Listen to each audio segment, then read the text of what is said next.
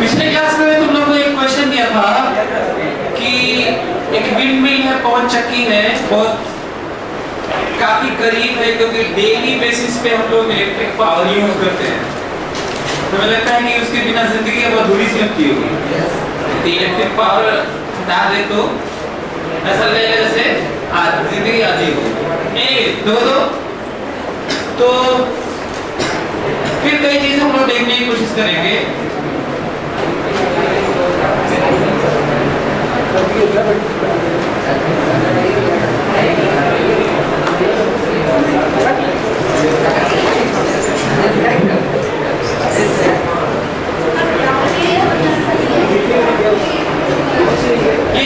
इसमें air flow होता है, ऐसे बात मत करो। इसमें जब एयर फ्लो ऐसे होता है, अच्छा अलग जगह भी पूरे हर जगह एयर फ्लो होता है, लेकिन मैं उस एरिया को कंसीडर कर रहा हूँ जितने एरिया में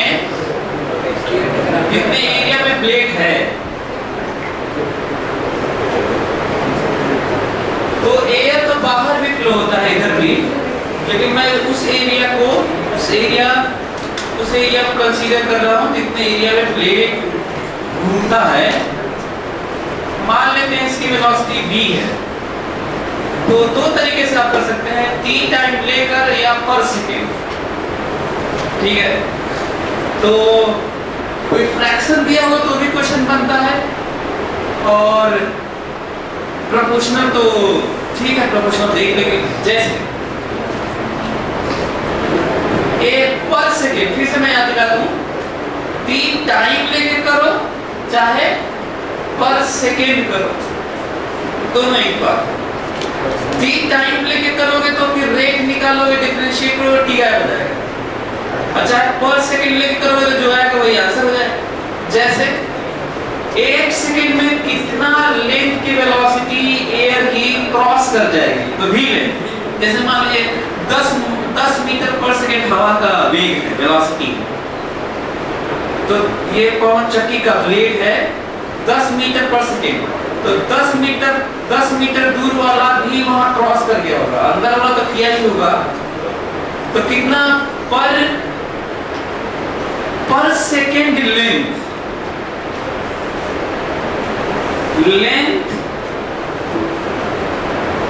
क्रॉसिंग, इस तरह से सोचना ना। अच्छा ये पर सेकेंड की जगह पे क्या कर सकता था, 30 सेकेंड भी कर सकता था, तो फिर डिफरेंशिएट करना पड़ता है। लेंथ क्रॉसिंग पर सेकेंड, इसको बोलते हैं एल डॉट। क्या बोलते हैं?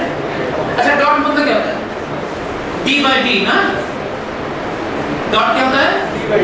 डी बाई डी, डिफरेंशिएशन होता है, डिफरेंशिएट करना। मतलब D L by D T को एल डॉट कहते हैं, D Y by D X को Y dot, D Q by D T को Q dot, Q dot. Q double dot मतलब दो बार डिफरेंशिएशन। तो फिर से याद करो, मैं कहा कि सिंबल पे नहीं जाना चाहिए, सिंबल पे नहीं जाना है। कोई डॉट यूज करता है, कोई डी बाई डी यूज करता है, कोई कुछ और यूज करता है, डैश भी। हाँ तो ये क्या हो गया, कितना एल डॉट, इसका आंसर है बी। कोई दिक्कत आप लोगों को? अच्छा इसकी जगह मैं क्या लिखता हूँ भी सुन लो। मैं कहता हूँ टी टाइम में कितना लेंथ क्रॉस किया, तो क्या लिखते? तब एल डॉट तो नहीं लिखते, टी टाइम में कितना लेंथ क्रॉस किया तो लिखते v into t। बोलो टी टाइम में कितना लेंथ क्रॉस करेगा?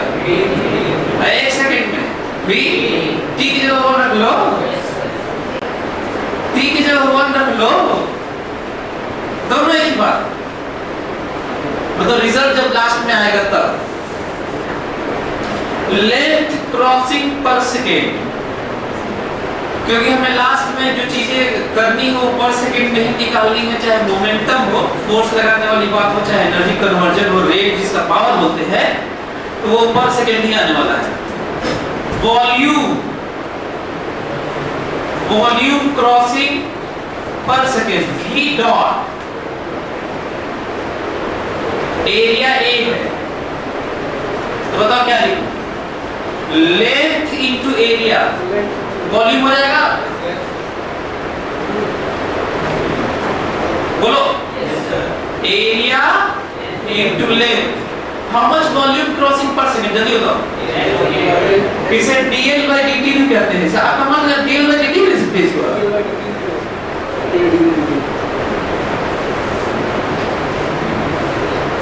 सही है।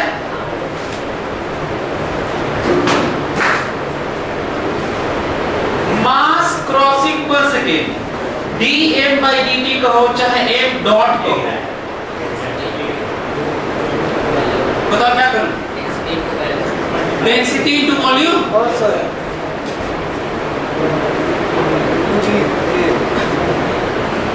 सही है। काइनेटिक एनर्जी क्रॉसिंग पर सेकेंड, काइनेटिक एनर्जी क्रॉसिंग पर second k dot dk by dt, kinetic energy crossing पर सेकेंड।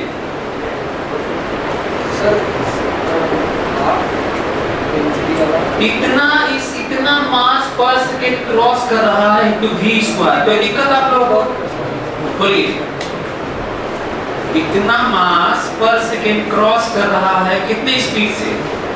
v स्पीड से। तो क्या लिखोगे? 1/2 mv स्क्वायर लिखोगे ना? इमेजिन कर पा रहे मास क्रॉस कर रहा है, मिनट में लिखो। क्या लिखूं? 1/2 रो va, ये 1 सेकंड में मास क्रॉस कर रहा है, v स्क्वायर। सही है। अच्छा कौन बोला है? कहाँ पे? यहाँ पे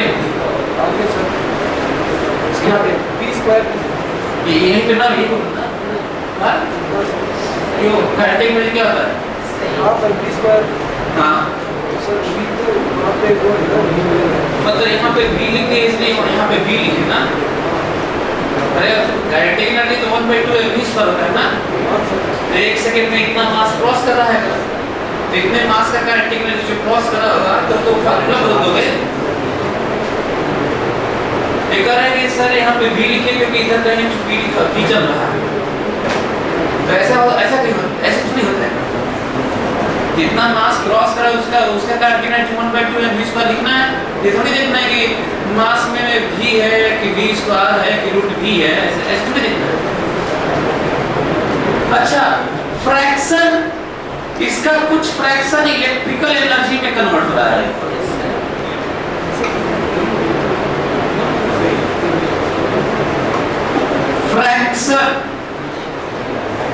fraction of kinetic energy converts into electrical energy.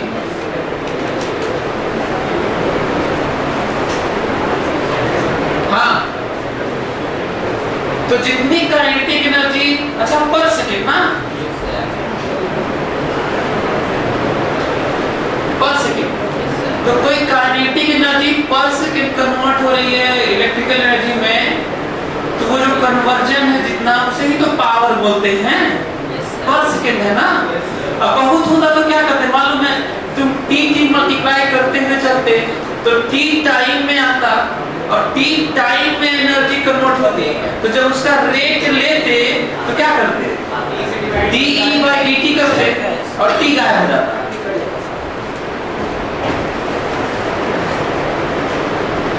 nth fraction, eta fraction,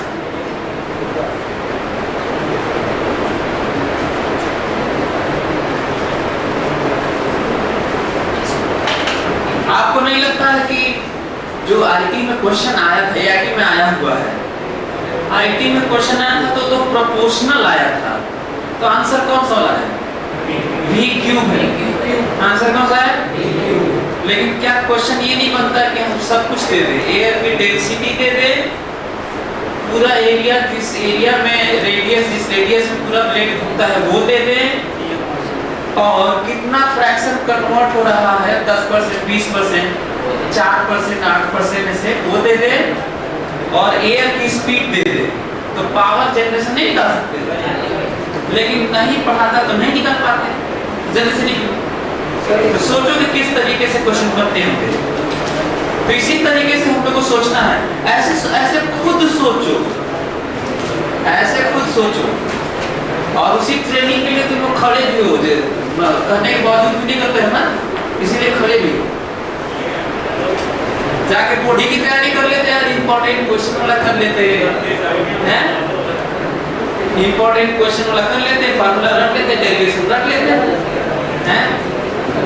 इतना बढ़िया क्वेश्चन था कि जीवन के लिए क्या क्या जरूरतें हैं, आर्टिफिशियल एटमॉस्फेयर बना सकते हैं कि नहीं।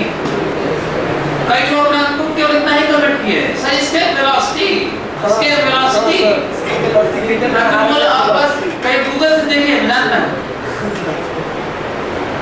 कम से कम।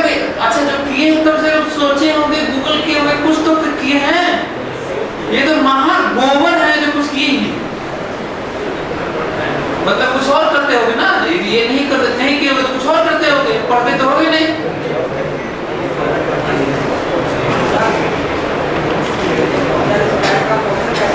हाँ? किसका?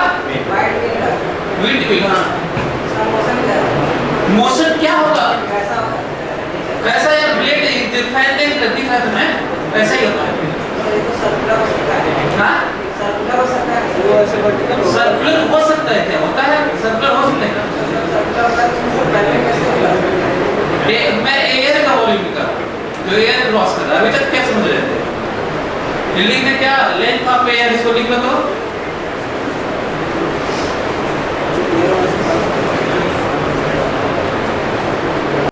लेंथ ऑफ एयर क्रॉस में लिखो।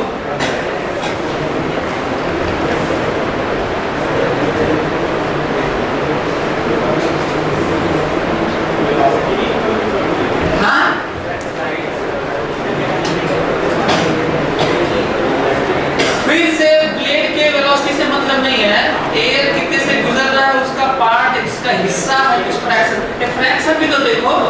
ऐसा तो हो नहीं रहा है कि पूरा एनर्जी कन्वर्ट हो जा रहा है, पूरी एनर्जी कन्वर्ट होने लगे तो फिर बात ही क्या है, तो एयर से ही काम चल जाएगा हम लोग का।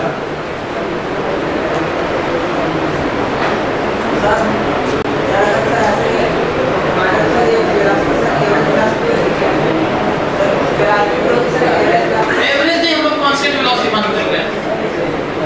हाँ, वेरिएबल होगा तो एवरेज ले लेंगे। वैसे भी एक मोमेंट का है ना, मोमेंटरी है, पावर निकाल रहे हैं। यदि मान लो 1 घंटे के अंदर निकाला जाए तो एयर की स्पीड बदलती नहीं होगी, तो तब इंटीग्रेट करना पड़ेगा, सब निकालना होगा, टोटल एनर्जी। तो ये आप लोगों को समझ में आया ये? हाँ? और इसकी वैल्यू देखिए, वैल्यू इंपॉर्टेंट है, मतलब इस पे भी क्वेश्चंस बनते हैं। इसका मतलब यहाँ से क्या दिख रही होगा, यहाँ से एक चीज, नई चीज दिख रही होगी कि यदि एयर की स्पीड 2 गुनी हो जाए तो पावर डेवलप जानते हो 8 गुना होगा। यदि एयर की स्पीड कितनी गुनी हो जाए, 2 गुनी, तो जो पावर प्रोडक्शन है 8 गुना होगा।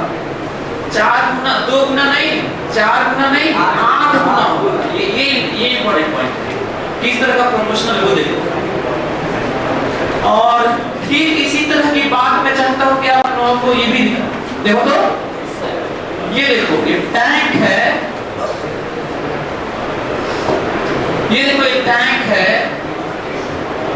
पानी भरा हुआ है, वेस्ट में है, यहाँ से निकला हुआ, यहाँ पे एक टुल्लू है, पानी फेंक रहा है। Tullu, you know Tullu? Pump है यार।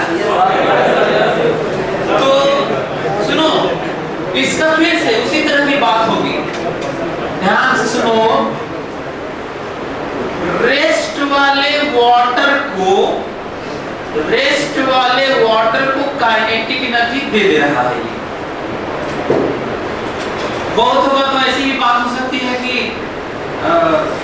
200 मीटर, 100 मीटर अंदर, 50 मीटर अंदर, 80 मीटर अंदर, 20 मीटर अंदर वहां से एक पंप सबमर्सिबल निकाल रहा है वाटर और टंकी पे चढ़ा रहा है कितने स्पीड से। ये भी बात, इसकी भी बात हो सकती है। तो तब हम लोग तब क्या बात कर रहे होंगे? दो बातें हो रही होंगी, एक तो mgh में कन्वर्ट कर रहा होगा और दूसरा काइनेटिक एनर्जी में।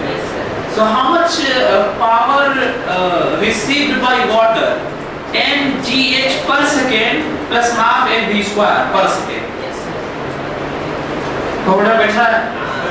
हाँ, लेकिन इंटरेस्टिंग ये है कि जो इलेक्ट्रिकल पावर कंज्यूम करता है वो पूरा कन्वर्ट नहीं होता, हीटिंग इफेक्ट में जाता है, साउंड में भी जाता है। इस पे भी क्वेश्चंस बनते हैं। तो देखो, फिर देखो यहाँ पे रेस्ट वाले वाटर को, फिलहाल अभी हाई वेट नहीं दे रहा, रेस्ट वाले वाटर को भी स्पीड दे रहा है और एरिया क्रॉस सेक्शन ए मान लो, एरिया क्रॉस सेक्शन ए मान लो। आपको नहीं लगता कि इसके लिए भी सब यही लिखेंगे?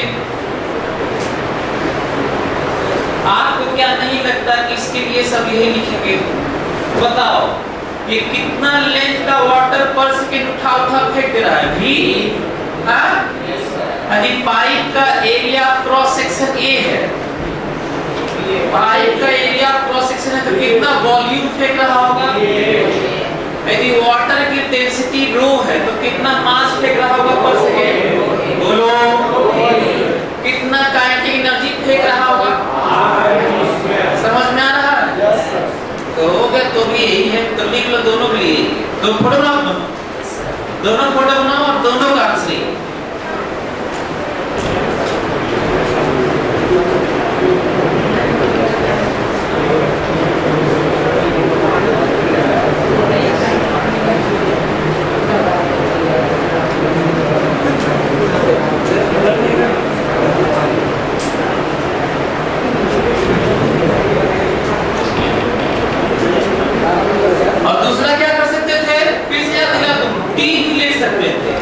फिर लास्ट में क्या करना पड़ता? रेट लेना पड़ता, डिफरेंशिएट करना पड़ता और टी गायब हो जाता और आपको यही मिलता लास्ट में। सब टी टाइम में निकालते, लास्ट में फिर आपको यही मिलता जो दिख रहा है।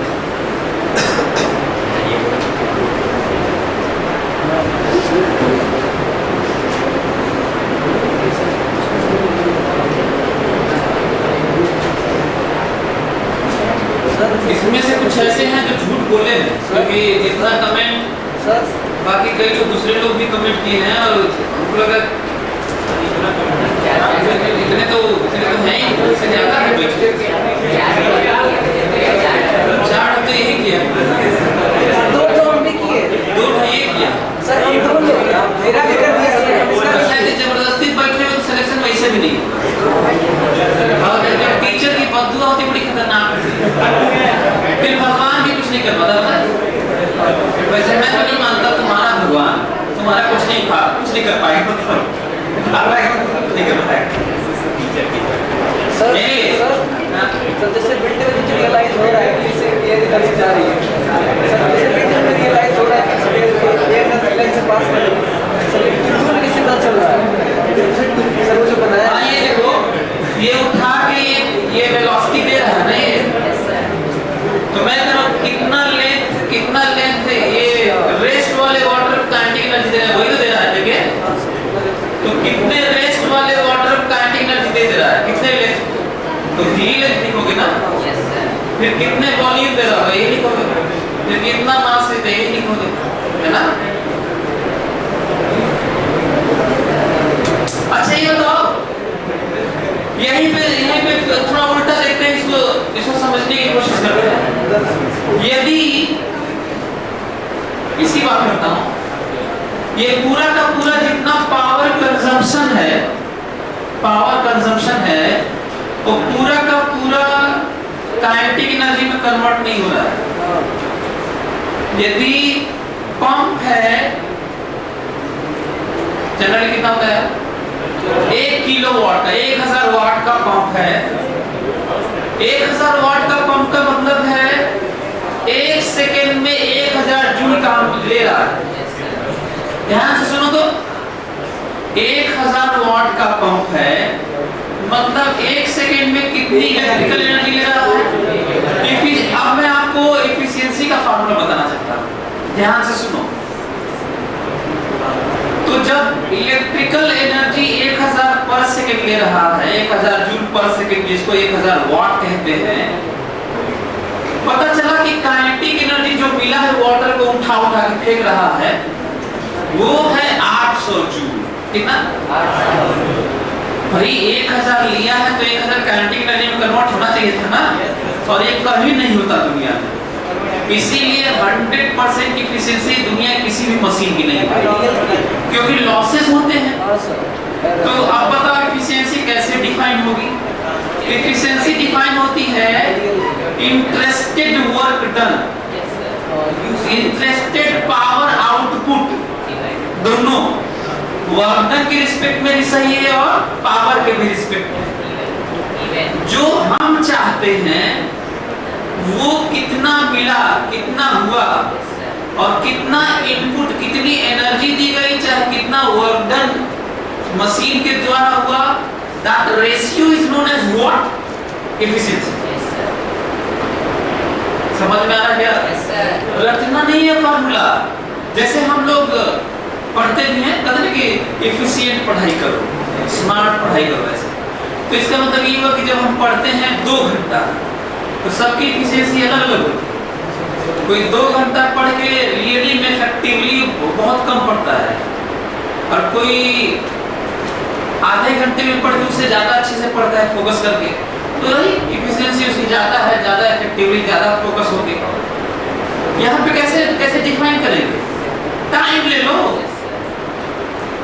टाइम तो ऐसे कहेंगे, कैसे टाइम लेंगे? कहेंगे ऐसा है कि 2 घंटा एफिशिएंसी, देखो टाइम से, टाइम का रेशियो ले रहा हूँ, टाइम के रिस्पेक्ट में। हालांकि एफिशिएंसी वर्क डन और एनर्जी टाइप का है, क्योंकि प्रोपोर्शनल टाइम टाइप का होगा, तो इसीलिए मैं बोल रहा हूँ।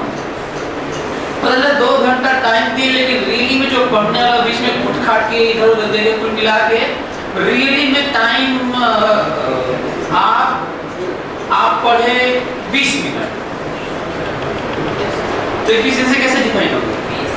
20 मिनट बटा 2 घंटा वाला मिनट 120 एफिशिएंसी है। अच्छा, कोई आधा घंटा पढ़ा और वो 15 मिनट रियली में पढ़ा, आधा घंटा टाइम दिया, तो एफिशिएंसी कितना होगा? 15 मिनट बटा 30 मिनट एफिशिएंसी। समझ में आ रहा है? जैसे मैं कहूँ कि 1 बाल्टी पानी है, मास है उसका 15 केजी, 20 मीटर हाइट पर मैं लेके गया है, मैं तो mgh कितना हो जाएगा बताओ? मास है 15 केजी, हाइट है 20 मीटर, और mgh लिखा ना, 3000। और हमारा जो एनर्जी खर्च हो गया ना, मेजर किया गया, ये घड़ी होती है, स्मार्ट घड़ी होती है, बता रही तुम्हारा 4000 एनर्जी, 4000 जूल खत्म। मेरी एनर्जी कितनी खत्म हो गई? काम कितना हुआ? 3000। वर्क डन, पावर नहीं, वर्क डन है ना? तो एफिशिएंसी निकालोगे, वेरी सिंपल। तो कहीं भी एफिशिएंसी का फॉर्मूला समझ में आ गया? ये ऐसे एफिशिएंसी होती है। तो आप जरा बताओ, तो जल्दी से लिखो एफिशिएंसी का फॉर्मूला लिख लो।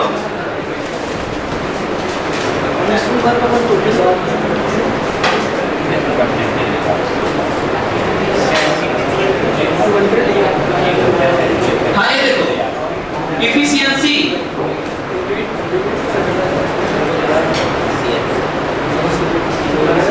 W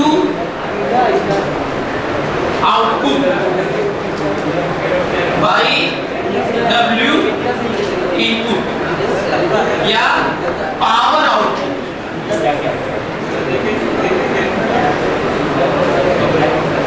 बाई पावर इनपुट या एनर्जी कुछ भी transfer used, energy used and interested energy out जो हमें रिसीव करना है यहाँ पे। हाँ सबका यार इसी सब में वही एफिशिएंसी 100% नहीं है।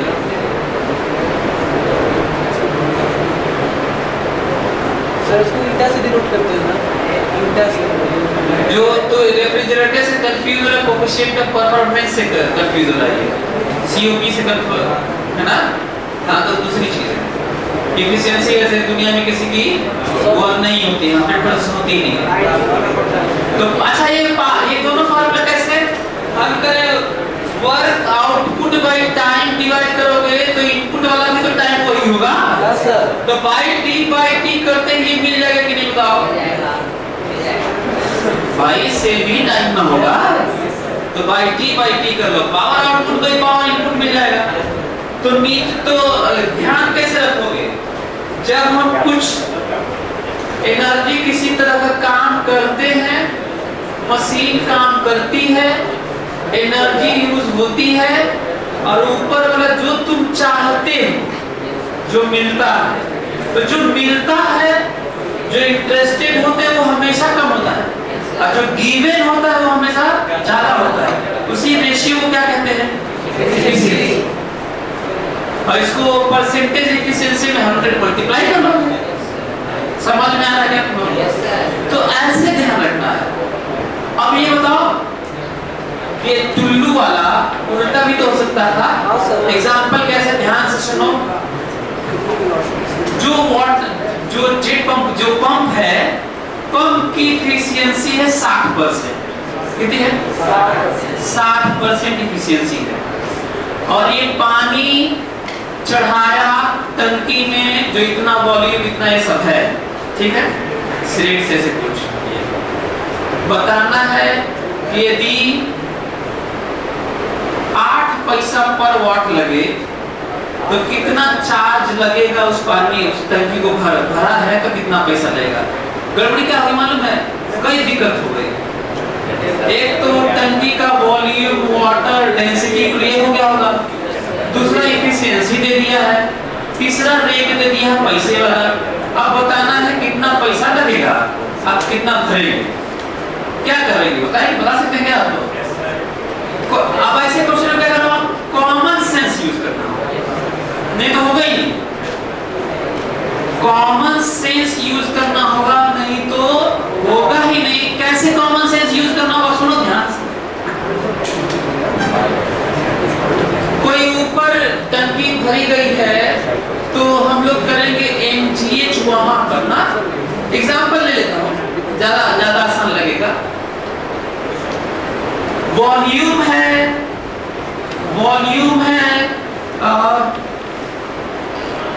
20 मीटर क्यूब, अच्छा 4 मीटर क्यूब।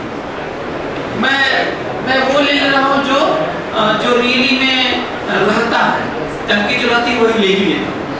4 मीटर क्यूब की टंकी है, डेंसिटी वाटर का दिया हुआ है 1000 केजी पर मीटर क्यूब। डेंसिटी वाटर का 10 मीटर हाइट पे चढ़ाया है। रेस्ट वाले वाटर को रेस्ट में ले चढ़ा दिया है। हाइट है 10 मीटर, हाइट है 10 मीटर और रो है वाटर का 1000 केजी पर मीटर क्यूब। सही है? ये है। आपको बताना है कि पंप यदि 1000 वाट का था, 1000 वाट का, और वो कितने देर में इसको भर देगा। यदि 60% एफिशिएंसी होगी और 8 पैसा पर वाट का यूज करना है तो कितना पैसा लगेगा बता सकते हैं आप? चलिए करिए क्वेश्चन फिर सुन लो। 10 मीटर की हाइट पे एक टंकी है जिसका वॉल्यूम इतना है, वाटर की डेंसिटी इतनी है, और ये नीचे वाले किसी पोखरे पॉन्ड से पानी उठा के ऊपर भर दिया है और आपको बताना है कि 1000 वाट का पंप है जो इलेक्ट्रिकल पावर कंज्यूम करता है, जिसकी 60% इफिशियंसी है। तो कितना टाइम लगेगा ये बताना है और ये बताना है कितना पैसा जमा करोगे। ये वो क्वेश्चन पूछा हूं जिसमें तुम्हें अपने से सोचना पड़ेगा।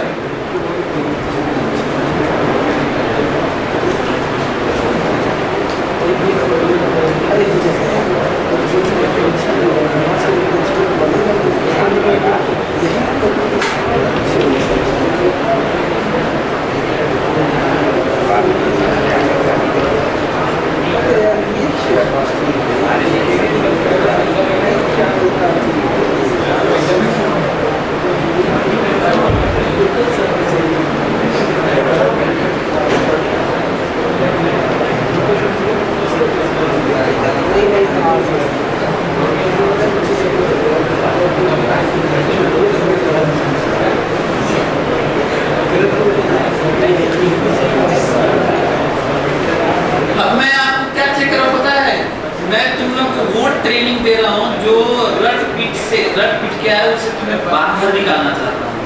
मैं चाहता हूं तुम अपने से सोचो, क्योंकि कहीं ये तो होगा नहीं, है ना? तो ऐसे सोचोगे तो ठीक है, मैंने फिर रटते रहना, डेरिवेशन ना डेफिनेशन करते रहना। और रियल लाइफ का है, रियल लाइफ का है। ये फार्मूला लिख लेना, ये एफिशिएंसी वाला सिंबल है ये।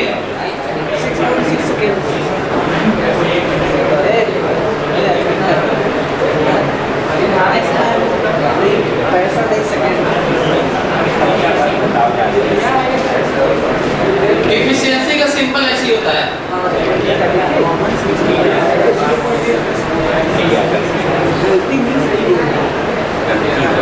किसी का आया?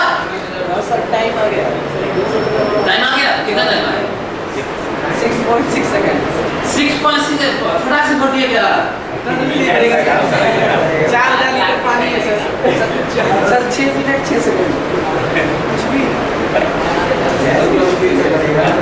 सोचिए ये एक क्वेश्चन कैसा था मालूम है? एक क्वेश्चन आपका 9-10 से भी पहले का 8 का मान सकते हैं। 8 वाला क्वेश्चन था, लॉजिक लगाने वाला था। ये बहुत ज्यादा भारी और नहीं था। इसका मतलब कितना रटे हुए हैं आप इमेजिन करिए आप। चलिए देखते हैं, ये देखिए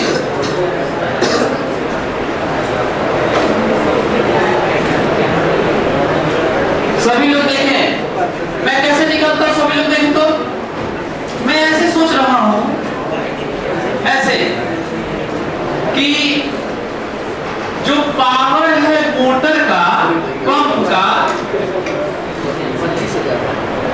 जो पावर है पंप का, वो T टाइम तक काम किया। कितने देर तक? इतना एनर्जी वो लिया। बोलो,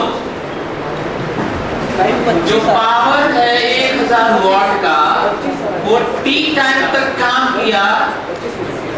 तो इतना काम किया होगा, इतना एनर्जी लिया होगा, क्योंकि जो पावर होता है पंप पे, जो पंप 1000 वाट का है, इसका मतलब है कि वो इलेक्ट्रिकल एनर्जी 1000 यूज करता है। 1000 वाट का मतलब इलेक्ट्रिकल एनर्जी 1000 वाट मतलब 1000 जूल पर सेकंड यूज करता है। Electrical energy work done output नहीं देता। अब हमको बताओ कितना हमारे इंटरेस्ट में आया। सही है, कॉमन सेंस लगाओ। जितना ये काम किया उसका 60% ये mgh है। क्या आप लोगों को समझ में आया? मैं कोई फार्मूला कुछ नहीं लगा रहा हूँ।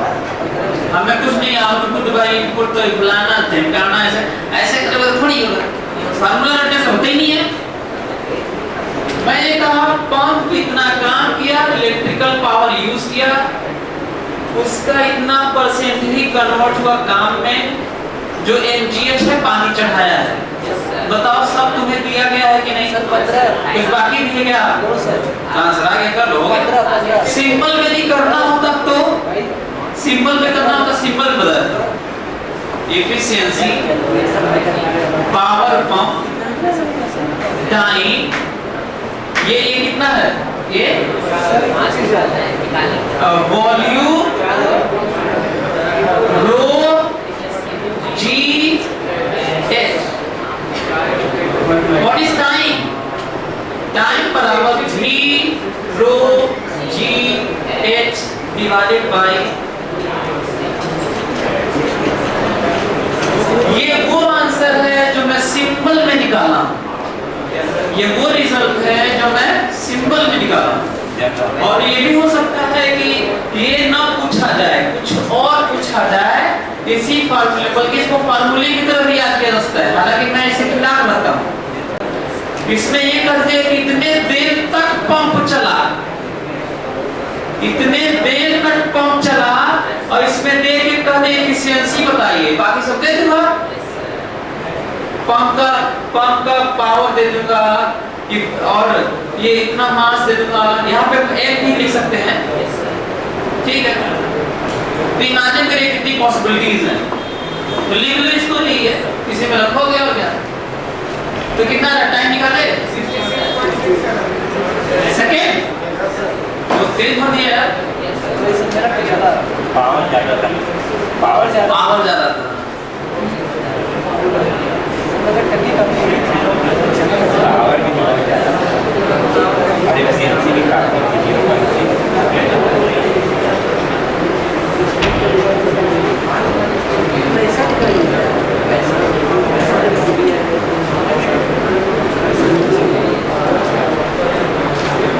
तो एफिशिएंसी कहीं और भी आप लोग यूज कर लेंगे, थर्मोडायनामिक्स में भी। थर्मोडायनामिक्स कैसे यूज करोगे?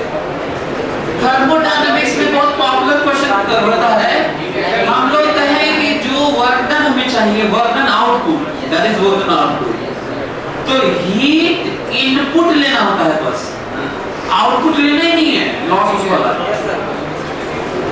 Work done divided by heat input, that is efficiency of cycle. हाँ, ऐसे कॉमन सेंस यूज करके वही समझ में आया आप लोगों को?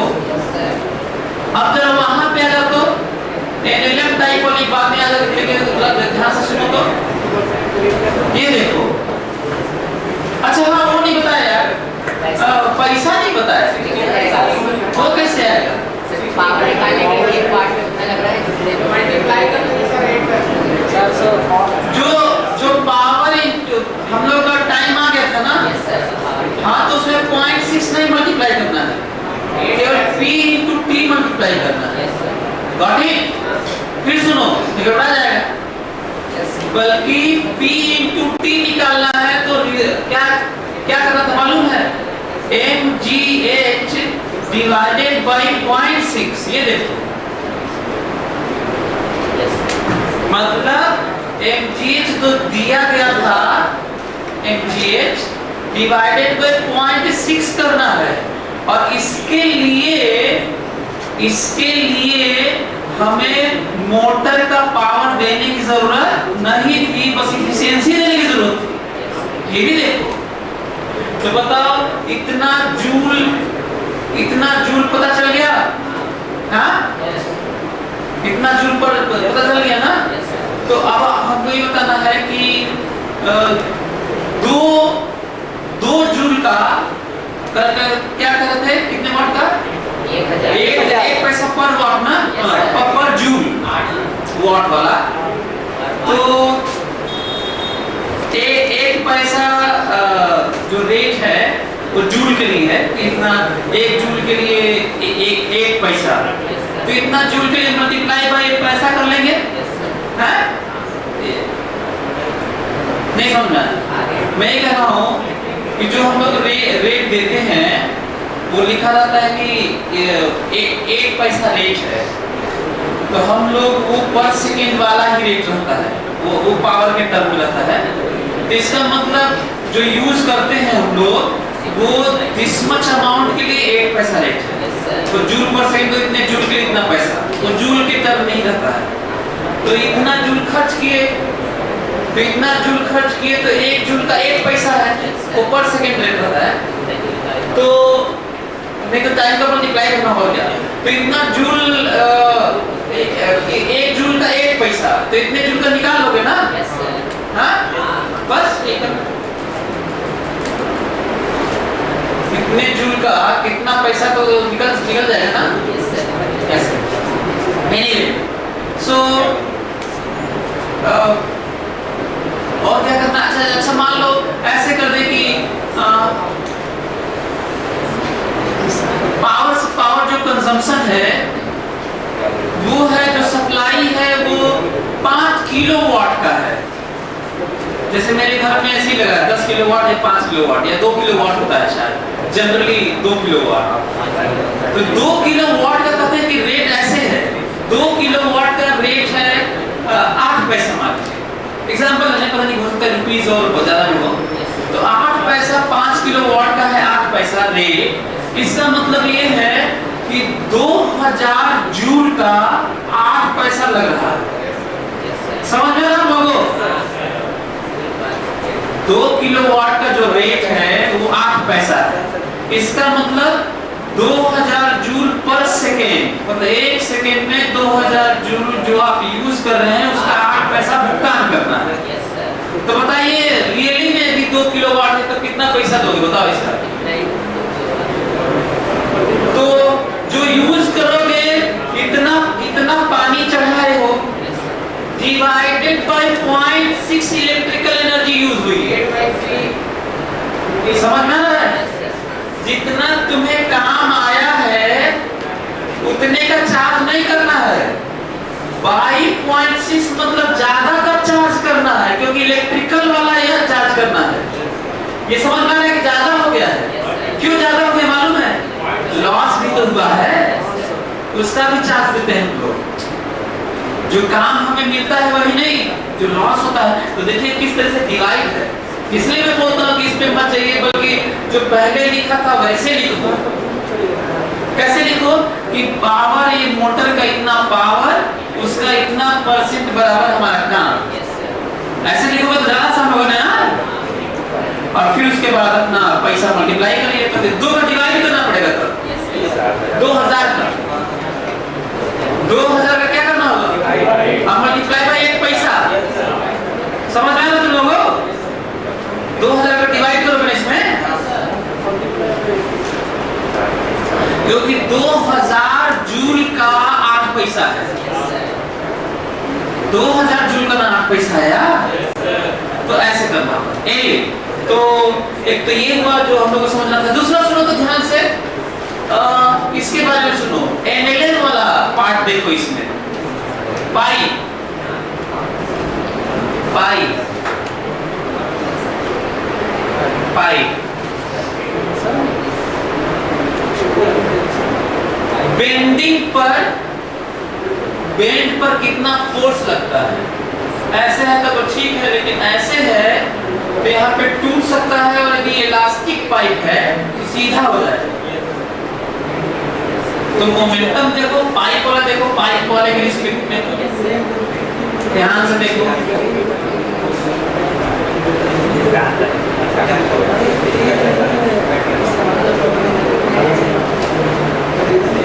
वाटर सप्लाई इधर X है और इधर Y है। जानबूझ के Y नीचे कर दो ताकि तुम्हें ज्यादा आसान लगे। फिर से बताओ, पर सेकेंड यदि वाटर सप्लाई इसमें V है, एरिया क्रॉस सेक्शन A है, डेंसिटी रो है, यदि मैं आपसे कहूं बेंडिंग पर कितना फोर्स लग रहा है वाटर के द्वारा पाइप पर या पाइप के द्वारा वाटर पर, पहले तो सेंस बताओ। पहले तो ये बताओ कि ऑप्शन देता हूं कौन सा सही है।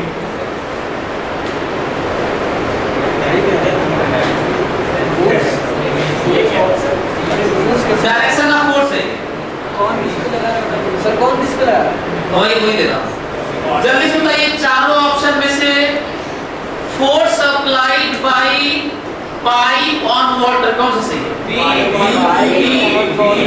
Force applied by pipe on water at bending.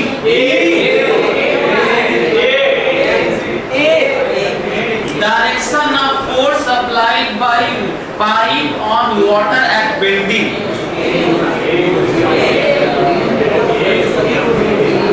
Answer देखो मैं कैसे सोचता हूं। यदि वाटर को ऐसे मोड़ा जा रहा है, ऐसे, इसका मतलब फोर्स ऐसे लगा हुआ तभी ना मुड़ा होगा। तो आंसर कौन सा है? ए। वाटर ऐसे मुड़ा है तो वाटर पर पाइप कैसे लगाया होगा? ऐसे लगाया हुआ तभी तो मुड़ा होगा, और कैसे मुड़ेगा? ये कॉमन सेंस से होता है, बाकी निकालेंगे तो आएगा। तो अच्छा, यदि कोई ये कहे कि वाटर के द्वारा पाइप पर, तो वाटर के द्वारा पाइप पर तो फिर से उसका मोमेंटम चेंज सही तो मत देखना, क्योंकि पाइप का मोमेंटम थोड़ी चेंज हो रहा है, वो तो कहीं और से भी कनेक्टेड है। तो ये इंपॉर्टेंट है। तो यदि वाटर के द्वारा पाइप पर कहेगा तो भी पाइप के द्वारा वाटर पर देख के उल्टा कर लेना। तो बताओ, वाटर के द्वारा पाइप पर भी पहले पाइप के द्वारा वाटर पर किधर है? बताओ। ऐसे है तो पाइप पर ऐसे होगा, इसीलिए पाइप सीधा हो जाता है। कितने लोग समझ में आ रही है? कौन सही है? कोई दिक्कत आप लोगों को? क्लियर?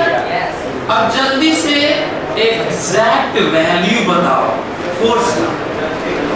एग्जैक्ट वैल्यू फोर्स का बताओ। ये तो डायरेक्शन था ना। एग्जैक्ट वैल्यू बताओ और लिखो, ये फोटो बनाओ और लिखो force applied by water on pipe at bending. लिखो force applied bye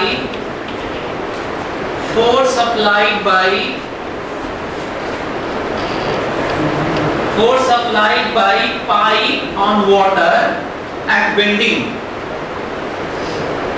Force applied by pipe on water at bending.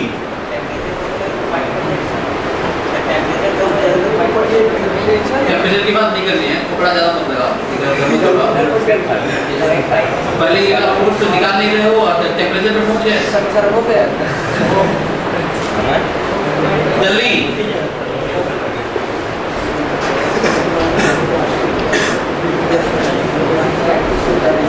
कितना इंटरेस्टिंग फिजिक्स है, देखिए कितना डेली लाइफ, रियल लाइफ से रिलेटेड है। इसकी भी बात हो सकती है कि पाइप का ब्रेकिंग स्ट्रेंथ कितना है तो सह पाएगा कितना हाई लेवल प्रेशर व स्पीड सह पाएगा, सब क्वेश्चन है। और फिर वो अलग नहीं होगा, यही होगा जो पढ़ने जा रहे हैं। पाइप फट जाएगा, टूट जाएगा बेंडिंग पर, सब क्वेश्चन बनता है। किताब में नहीं होगा, नहीं होगा। रेडियस है नहीं सही है। और देखो क्वेश्चन कंप्लीट है, खोपड़ा मतलब आंसर है। क्वेश्चन कंप्लीट है।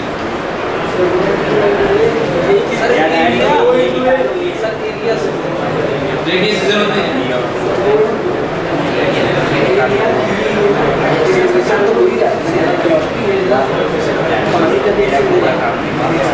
चले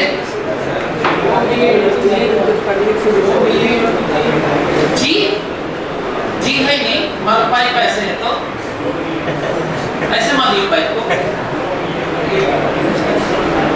जी लेना ही।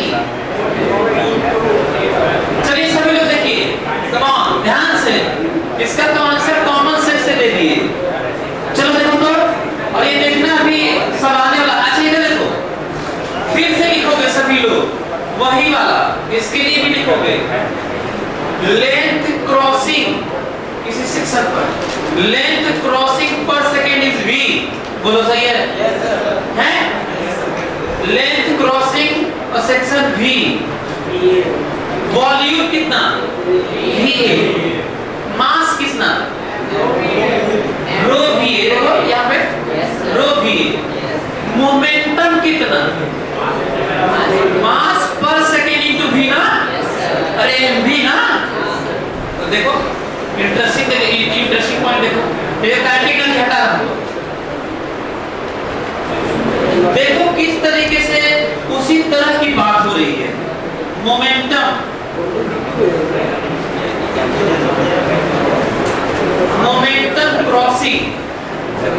V dot m dot into V। आप लोग कोई दिक्कत? पर सेकेंड क्रॉसिंग मास into V, तो क्या लिखो बताओ? रो VA into V, that is how much? Row AV square, Yes sir. Row V square। समझ में आ रहा है? Yes sir. और जरा ये देखो ना, डेल्टा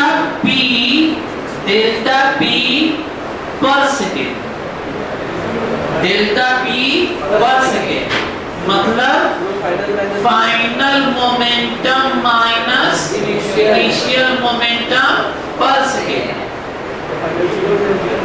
पर सेकेंड। पर सेकेंड जब कह ही रहे हो तो फोर्स कहेंगे। मोमेंटम चेंज पर सेकेंड को ही क्या कहते हैं भाई? कुछ नया फॉर्मूला है ये, बड़े भाई तो लिखने जाओ। जरा फोटो देखिए, फाइनल मोमेंटम, मोमेंटम का मैग्नीट्यूड तो यही है। व्हाट इज फाइनल मोमेंटम, कोई हमको बताएगा? फाइनल मोमेंटम क्या लिखूं? रो ए वी स्क्वायर जे लिखो, जे। ठीक है। ठीक है, माइनस नहीं, वाई इधर ही माना, वाई इधर ही माना है, जानबूझ के माना। और इसलिए भी माना होता कि हो सकता है किसी क्वेश्चन में सही में ऐसे लिख दे तो पचा पाओ तुम लोग, नहीं तो कई लोग पचा ही नहीं पाएंगे, कहेंगे हम लोग तो सर ऊपर ही पढ़े नहीं कि तो नया आ गया क्या करें, तो वही रटा पचा चलेगा तुम्हारा। ये फाइनल मोमेंटम है माइनस इनिशियल मोमेंटम, डिफाइन करें फाइनल इनिशियल ना, this is final and this is initial. क्या लिखूं बताओ? Rho A V square I T, 1 second. ये पर सेकेंड लेने का नतीजा था कि यहाँ पे 1 से ही काम चल गया, लिखने की जरूरत नहीं पड़ी क्योंकि पर सेकेंड कर रहे थे। बहुत करते तो तुम क्या करते? टी टाइम में कुल लेते, तो यहाँ पे क्या लिखते? टी, यहाँ पे होता टी, तो नीचे डिवाइड करते टी, और आता यही कि नहीं? बोलो, तो चाहे टी लेके करो चाहे 1 सेकेंड लेके करो, यही आंसर है। और एक और चीज सुन लो,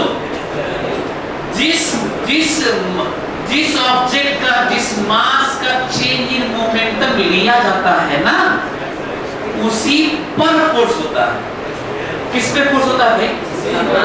जिसका चेंज इन मोमेंटम लिया जाता है, जिस मास का, उस पर फोर्स होता है, लगाने वाला दूसरा होता है। तो बताओ ये किसका चेंज इन मोमेंटम लिए हो? वाटर का। किसका लिए? तो ये फोर्स किस पर आया? वाटर पर आया। किस पे आया है? और किसके द्वारा आया है? इसका जरा फोटो बना के देखो, बोला जो सोचे कि सही है नहीं, बनाओ फोटो जल्दी से। फोटो इसका फोटो बनाओ, यही ना, ये 1 छोड़ो, 1 का डिवीजन का कोई मतलब है?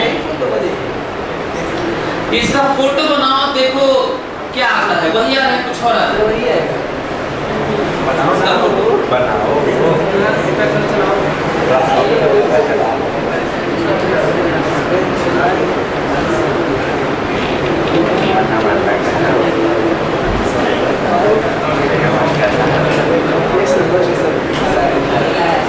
कुछ और आया कि वही आया?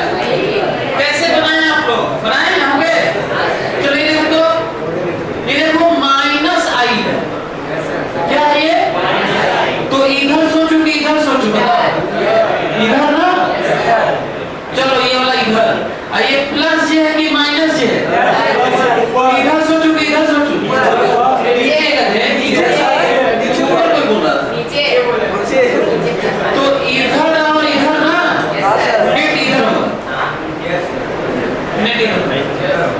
अब क्वेश्चन जानते हो, ऐसे वाला तो कम रहता है, वो कहते हैं magnitude of force at bending. तो मैग्नीट्यूड निकालना आता है? जल्दी से फोर्स का मैग्नीट्यूड बताओ, जल्दी जल्दी से बताओ, मैग्नीट्यूड बताओ।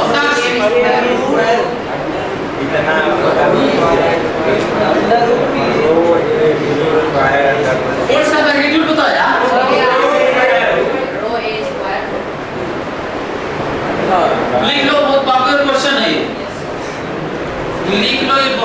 पॉपुलर क्वेश्चन है ये।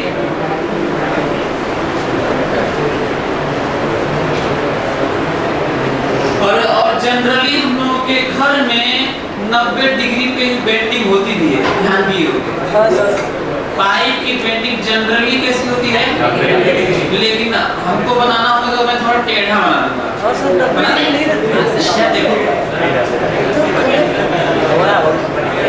देखता हूँ कितने लोग सही कर पाते हैं।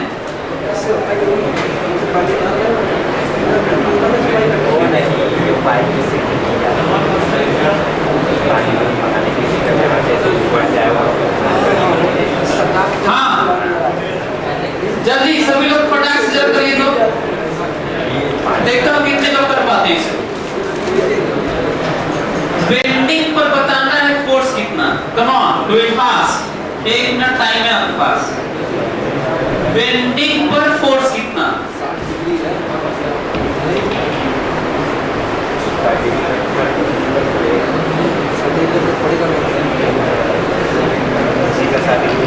और आंसर ये नहीं है, ये नहीं है।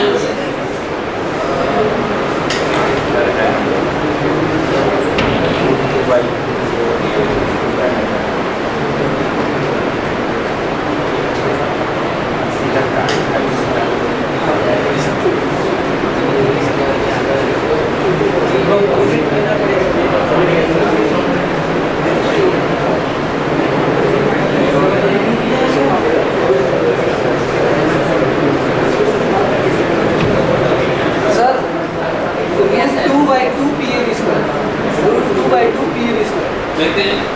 कंपोनेंट लेना पड़ेगा हाँ तो लेके बताओ ना, तुम बताओगे क्या करना पड़ेगा। सबको पता है, ठीक है। मैग्नीट्यूड बता दो।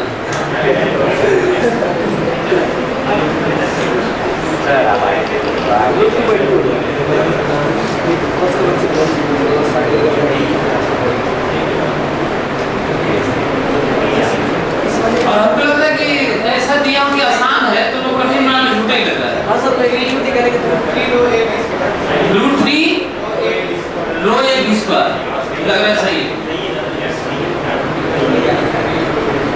√3 बाई 2 क्यों क्योंकि उससे तो कम ही लग रहा है और तुम ज्यादा कर दिए।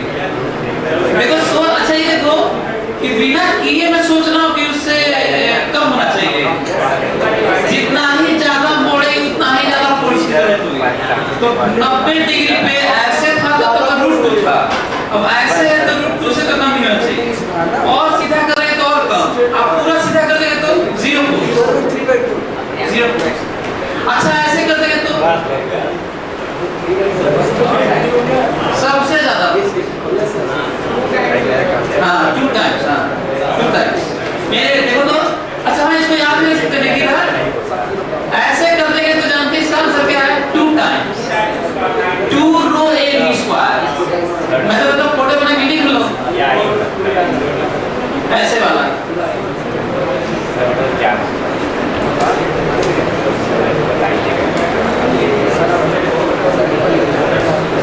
तो करता हूँ इसको ना, जरा देखो तो यहीं पे मैं लिखने जा रहा हूँ।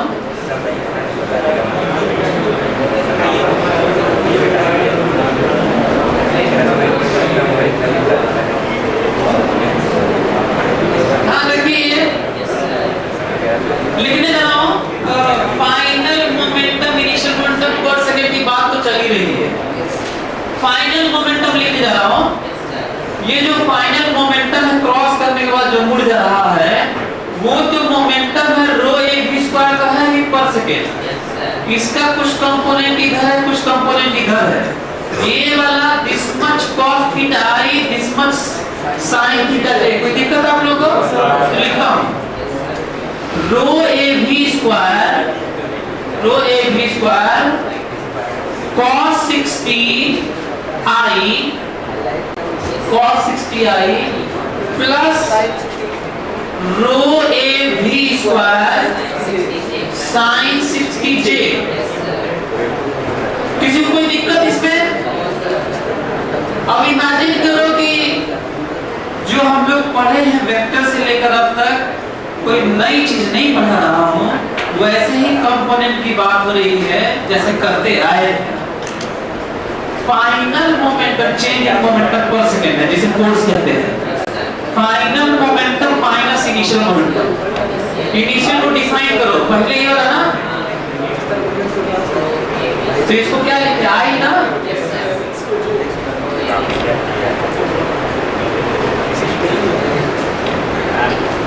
और नीचे तो क्या चल रहा है, एक सेकंड।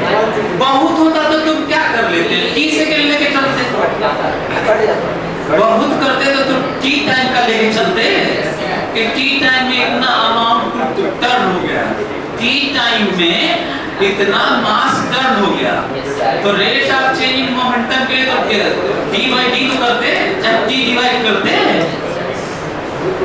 यही आंसर है। इसको निकाल सकते हो तुम लोग। चलो देखो कि कितना रिजल्ट आ रहा है, जो वैल्यू किसी को निकालता हूँ।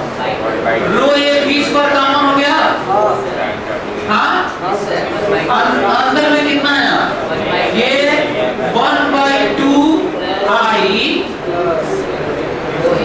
प्लस √3/2 जे माइनस आई, सही है।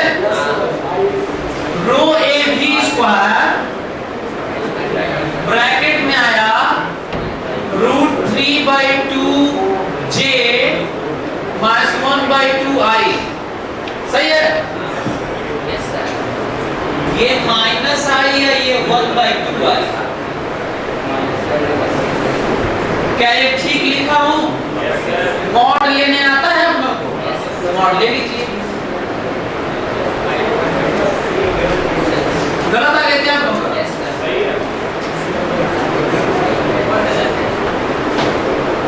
3 1 4 बटा 4 गलत हो गया क्या तुम लोग? 3/2 नहीं आ रहा है, केवल रो ए 20 पर आ रहा है। नहीं टू नहीं है,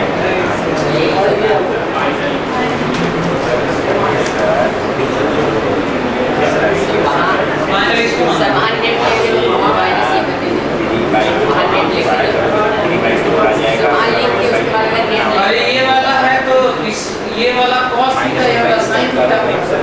अबे जो ये लिखा उसमें क्या गलती का बताओ, अपना पूरा लगा क्या पूरा फिर बोलो, सही है, सही है। क्या बोलो? इस वाले में से ये वाला घटाएंगे, ये बोला ना आई में, तो ये वाला तो /2 है, और ये वाला पूरा का पूरा है, तो माइनस ही तो आएगा, फाइनल माइनस इनिशियल, तो माइनस ही तो आया। ये क्या कर रहा है? इसका मतलब आप लोग अब फिर से कैलकुलेशन मिस्टेक, और आंसर है इसका रो ए भी स्क्वायर। लिखो लिखो, इसका आंसर है रो ए भी स्क्वायर मैग्नीट्यूड, और जो कि उससे कम है, वो वाला √2 था, उससे कम है।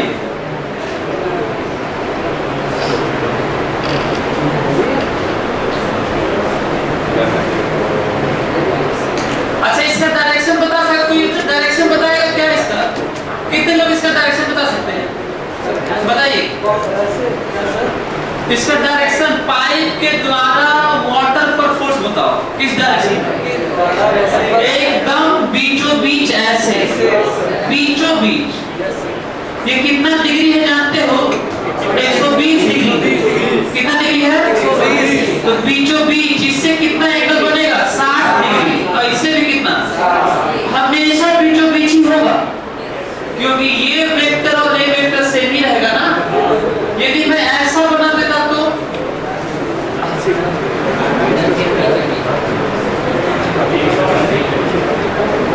बताओ, वाटर के द्वारा, जल्दी से बताओ, वाटर के द्वारा पाइप के द्वारा वाटर पे फोर्स बताओ।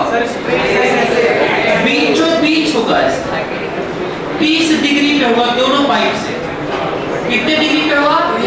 30 डिग्री पे होगा। और पाइप, अच्छा, वाटर के द्वारा पाइप पर किधर हो जानते हो? इधर होगा, और इसमें फटने का चांस ज्यादा है, और इसका फोर्स जानते हैं वो और ज्यादा होगा, इसमें फोर्स और ज्यादा।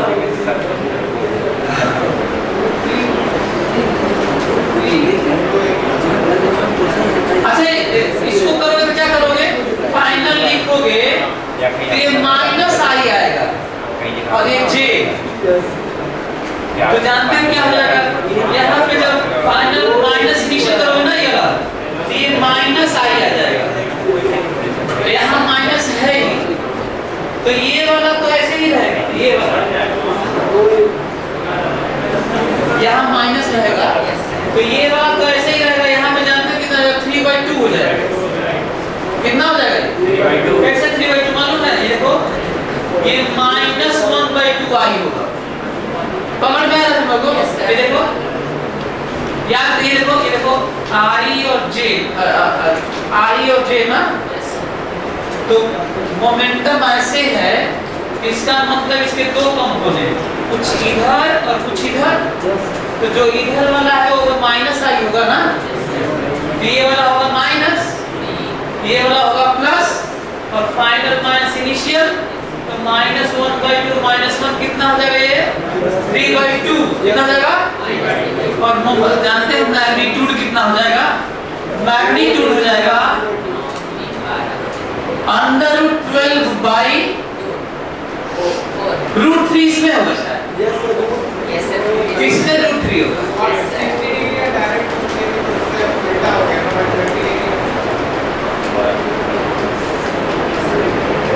तो ये आप लोग समझ में आया, जल्दी से क्वेश्चन लिखो तो, चलो वो हो गया, बहुत ये वाला टाइम तो नहीं हो गया, टाइम नहीं हुआ यार, टाइम नहीं हुआ, क्वेश्चन लिखो जल्दी से फटाक से,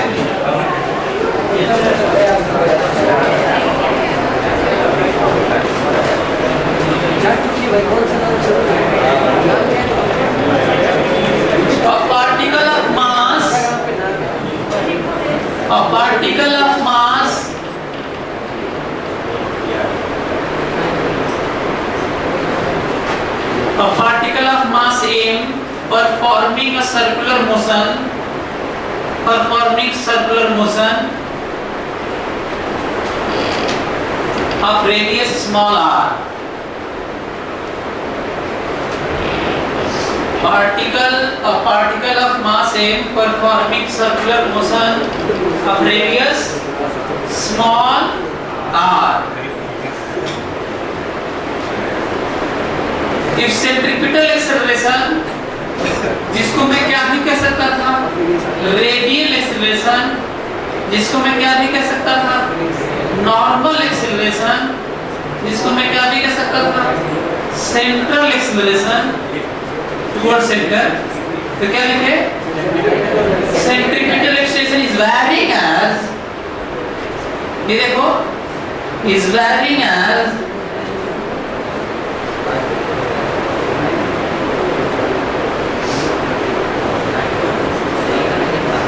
where k is positive constant and t is time, where varying as this, लिख लो पहले, varying as ac बराबर k square r t square, where k is positive constant and t is time, then find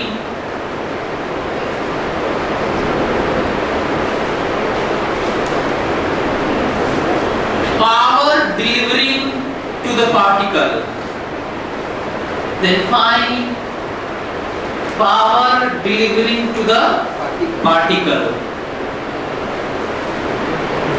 आपको बता दूं ये भी IT में आया हुआ है, जल्दी करें, power delivering to the particle, हाँ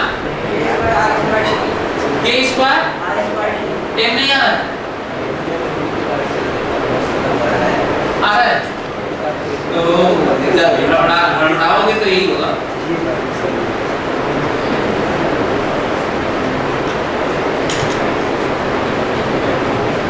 power delivering to the particle, इससे और ज्यादा पावर को समझ पाओगे क्वेश्चन से,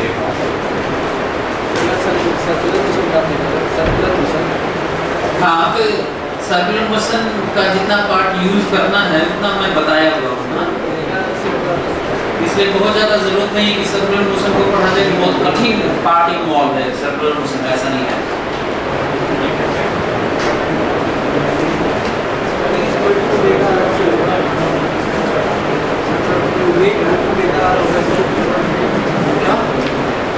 चलो टाइम इज ओवर। सभी लोग देखें तो पहले मैं प्लानिंग करता हूँ ना, सभी लोग देखें, क्वेश्चन देखें। ये रहा रेडियस r, चलना शुरू किया, किसी मोमेंट पर एक पार्टिकल चल रहा है v से और ये भागा जा रहा है, सेंट्रीपिटल एक्सीलरेशन टाइम पे डिपेंड कर रहा है। ध्यान से मेरी बात सुनो, फिर से वो याद करो। एक्सीलरेशन फिर से मैं रिपीट कर रहा हूँ, हालांकि मैं आपको बताया हूँ फिर भी, ताकि रिवीजन हो जाए तुम्हारा। एक्सीलरेशन डिफाइन ही है rate of change in velocity. Acceleration क्या होता है? Rate of change in velocity. अब सुनो, वेलोसिटी में कितनी चीजें होती हैं? दो, मैग्नीट्यूड और डायरेक्शन। फोकस करो मेरी बात पे। मैग्नीट्यूड जब बदलता है तो ज्यादा महसूस होता है, डायरेक्शन बदलता है तो कम महसूस होता है। जिस दिन इसको महसूस करना शुरू कर दोगे डायरेक्शन वाला, फिजिक्स अच्छा हो जाएगा। हम लोग केवल मैग्नीट्यूड पीछे वाली जर्नी में मैग्नीट्यूड ज्यादा पढ़ते आए, और आप लोग लकी हैं, कई बार बोला भी हूँ कि 11th में है, जिसमें हम लोग अभी से ट्रेनिंग दे रहे हैं कि डायरेक्शन वाला ध्यान दो। डायरेक्शन जितना इंपॉर्टेंट मैग्नीट्यूड है उतना ही इंपॉर्टेंट डायरेक्शन है। यह लाइफ में भी सही है। मैग्नीट्यूड मतलब हम कितना एफर्ट लगा रहे हैं, और डायरेक्शन मतलब किस डायरेक्शन में लगा रहे हैं। कई लोग बहुत मेहनत करते हैं लेकिन डायरेक्शन लेस करते हैं। मैं कहता ना कि वैसे क्वेश्चन पूछने आते हैं, मैं कहता हूँ कि ये भी हायर लेवल का है, मैक्सवेल थ्योरी है, हायर एजुकेशन में है। तो जब बोल दिया कि नहीं पढ़ना ये हायर एजुकेशन में, तो छोड़ो ना, पहले लोगों ने पता तुमको आता नहीं है, तो बहुत जरूरी डायरेक्शन है। जब कहा जाए कि नहीं है, चाहे अपने से समझ पाना, क्योंकि छोटे तो है नहीं आप, तो आपको ये भी समझना होगा कि हम ठीक डायरेक्शन में चल रहे हैं कि नहीं चल रहे। तो जितना आपका एफर्ट और पूरा वर्क सब कुछ, उसमें डायरेक्शन भी जरूरी है। ये बहुत इंपॉर्टेंट है। यहाँ पे आते हैं तो वेलोसिटी में कितनी चीजें? दो। क्या क्या? मैग्नीट्यूड और डायरेक्शन। तो इसीलिए एक्सेलरेशन दो तरह का कर दिया गया, अपना अपना काम करने के लिए। यदि वेलोसिटी में तीन चीजें होती तो किस तरह का हम लोग एक्सेलरेशन पढ़ते? कितने तरह का? तीन। अरे 5 चीज होता तो एक रहता। तो फिलहाल कितना है? दो है, तो दो तरह का एक्सेलरेशन। टेंजेंशियल एक्सेलरेशन जो वेलोसिटी के अलॉन्ग माना जाता है। वेलोसिटी हमेशा पाथ पर टेंजेंट होता है। वेलोसिटी क्या होता है? पाथ पर टेंजेंट होता है, और पाथ पर टेंजेंट होता है वेलोसिटी। टेंजेंट वेलोसिटी, तो जो इसी के अलॉन्ग जो एक्सेलरेशन है उसे टेंजेंशियल एक्सेलरेशन कहते हैं। और वेलोसिटी के परपेंडिकुलर वाले डायरेक्शन को रेडियल भी कहते हैं, सेंट्रीपिटल भी कहते हैं, और नॉर्मल भी कहते हैं। तो टेंजेंशियल एक्सेलरेशन का काम वेलोसिटी के मैग्नीट्यूड बदलना है, बस। उसकी औकात ही नहीं है कि वो डायरेक्शन बोल दे। और रेडियल एक्सेलरेशन का, चाहे कहिए सेंट्रीपिटल एक्सेलरेशन का, चाहे कहिए नॉर्मल एक्सेलरेशन का, तीनों किधर की तरफ होते हैं? सेंटर की तरफ होते हैं, और उनका काम केवल डायरेक्शन मोड़ना है। उसकी औकात नहीं कि मैग्नीट्यूड बदल दे। और जब एक्सेलरेशन की बात होती है तो ये दोनों का नेट होता है। तो चलिए मैं कुछ थोड़ा डिस्कस कर लेता हूँ, फिर आगे बताता हूँ। कोई कर्व पाथ पे वेलोसिटी इधर है, बताओ एक्सेलरेशन। इसको हटा लेते हैं, ऐसे करते हैं। चलो, यदि वेलोसिटी इधर है ना, तो बताओ एक्सेलरेशन किधर हो सकता है? एक्सेलरेशन एक्सेलरेशन कहो तो नेट ना, तो इधर वेलोसिटी है, तो बताओ एक्सेलरेशन किधर हो सकता है? जी वाला नहीं, एक्सेलरेशन किधर हो सकता है? इनफाइनाइट डायरेक्शन में कोई रिलेशन ही नहीं है, घंटा लगाओगे। तो इधर वेलोसिटी है तो एक्सेलरेशन इधर भी हो सकता है, इधर वेलोसिटी है तो एक्सेलरेशन इधर भी हो सकता है, इधर वेलोसिटी है तो एक्सेलरेशन इधर भी हो सकता है, इधर वेलोसिटी है तो एक्सेलरेशन इधर भी हो सकता है, इधर वेलोसिटी है तो उल्टा भी हो सकता है, इधर वेलोसिटी है तो एक्सेलरेशन इधर भी हो सकता है, इधर भी हो सकता है। पहले तो आज तुम ये जान लो। अब दूसरा पॉइंट जान लो, वेलोसिटी के केवल परपेंडिकुलर एक्सेलरेशन होगा तो केवल मोड़ेगा, मैग्नीट्यूड नहीं है औकात उसकी की बदल देगा। और वेलोसिटी की तरफ हुआ तो उसकी औकात नहीं है कि मोड़ देगा, बस स्पीड बढ़ा देगा। यदि उल्टा हुआ तो स्पीड घटा देगा, मोड़ नहीं पाएगा। लेकिन मान लो वेलोसिटी इधर है और वेलोसिटी इधर है और 60 डिग्री पे एक्सेलरेशन है, घटाएगा भी मोड़ेगा, दोनों काम करेगा। यदि वेलोसिटी पे 60 डिग्री पे यदि एक्सेलरेशन है, वेलोसिटी इधर है और एक्सेलरेशन इधर है, याद है ना कि एक्सेलरेशन किधर भी हो सकता है। यदि वेलोसिटी इधर है और एक्सेलरेशन इधर है तो एक्सेलरेशन का एक कंपोनेंट वेलोसिटी की तरफ, एक परपेंडिकुलर। तो जो वेलोसिटी की तरफ है वो मैग्नीट्यूड को बढ़ाएगा और जो परपेंडिकुलर है वो मोड़ेगा। कोई दिक्कत आप लोगों को? तो ऐसे मुड़ेगा, ऐसे, क्योंकि इधर है ना। अच्छा मान लो वेलोसिटी इधर और एक्सेलरेशन इधर है तो क्या होगा?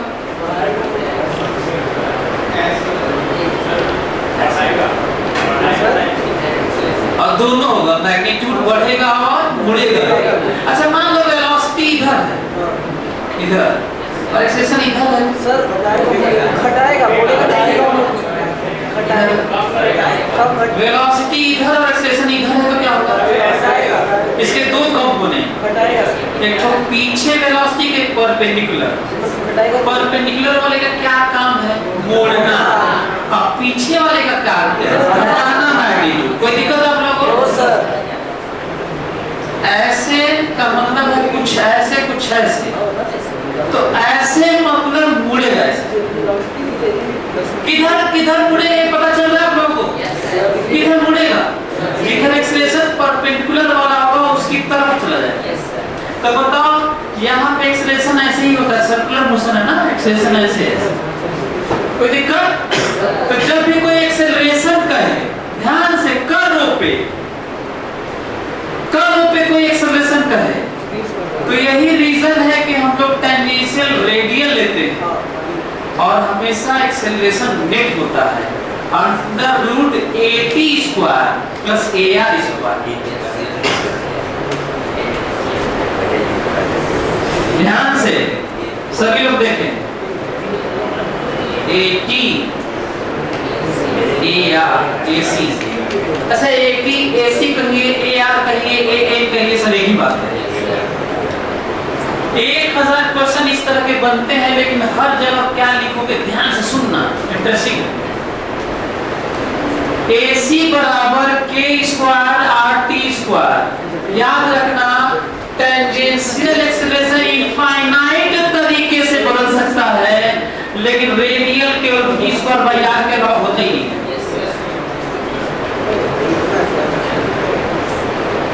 तो जहां पे भी AC लिखा हो वहां पे तुम फटाक से क्या लिख दो? V स्क्वायर, और सही हो जाएगा। जहां पे भी AC लिखा हो वहां पे V स्क्वायर बाई R लिख दो, सही हो जाएगा, क्योंकि होता ही है। इंपॉर्टेंट पॉइंट बताओ, V स्क्वायर बराबर R उधर लेके जाओ, K square R square T square, तो V बराबर बताओ K RT और प्लस माइनस इसलिए नहीं लिख रहा हूं क्योंकि तुम्हारा मैथ्स नहीं है, ठीक है, ये फिजिक्स। तो यहाँ पे दोनों की जरूरत नहीं है, स्पीड में स्पीड आया। अब जरा ध्यान से सुनना, तो कुछ बातें बढ़िया ध्यान से। ये देखो, ये रहा पाथ और ये रहा वेलोसिटी और ये रहा फोर्स और ये रहा थीटा। जानते हो पावर होता है, पावर F डॉट V होता है और डॉट का मतलब होता है पैरेलल इफेक्ट। डॉट का मतलब क्या होता है? या तो V को F की तरफ तोड़ के मल्टीप्लाई कर दो या F को V की तरफ, मतलब एक तरफ करोगे दोनों एक ही बात होता है। अच्छा क्रॉस का मतलब क्या होता है जानते हो? परपेंडिकुलर तोड़ के मल्टीप्लाई करो। तो ये पैरेलल इफेक्ट है। तो चलो तोड़ ले, एक को तोड़ लेता हूँ। इधर की तरफ है एक cos थीटा, इधर की तरफ है एक। जानते हो इसके रेडियल फोर्स से कभी भी पावर डेवलप नहीं होता, क्योंकि रेडियल फोर्स और वेलोसिटी परपेंडिकुलर होते हैं, cos 90 हो जाएगा। किसके कारण ही पावर होता है हमेशा? v के लॉन्ग वाला। तो जितना सही है देखो ना, f v cos थीटा, चाहे f cos theta into v, चाहे f t v, सब एक ही बात। टेंजेंशियल फोर्स v कह लो, चाहे f cos थीटा v कह लो, f v cos थीटा कह लो, f डॉट v कह लो, सब एक ही बात है। ये जनरल है। ये क्या है? ये टेंजेंशियल फोर्स v। बहुत हुआ तो उल्टा टेंजेंशियल हो तो माइनस ft v होगा। और क्या? मान लो फोर्स इधर हुआ तो ft पीछे होगा तो माइनस ft v होगा, उल्टा होगा। ये जनरल है। ध्यान से सुन लो। अब हमको बताओ हमारे पास v है कि नहीं? बोलो हमारे पास v है कि नहीं? तो मैं बताऊं आपको, देखो ना कि स्पीड ही है, वेलोसिटी अभी नहीं निकला। dv/dt जानते हो क्या देता है? एक्सेलरेशन नहीं देता, टेंजेंशियल एक्सेलरेशन। क्योंकि एक्सेलरेशन तो वेलोसिटी होना चाहिए ना। हाँ, तो ये टेंजेंशियल एक्सेलरेशन है, ये मॉड v है। बताओ डिफरेंशिएट करने आता है तुम लोगों को? कितना आएगा? a। बताओ ft मतलब होता है m80। टेंजेंशियल फोर्स बराबर मास टाइम्स टेंजेंशियल एक्सेलरेशन, कोई नई चीज नहीं। fx बराबर बताओ max, fy बराबर बताओ f in any direction बताओ f in that direction, f net बताओ ma net।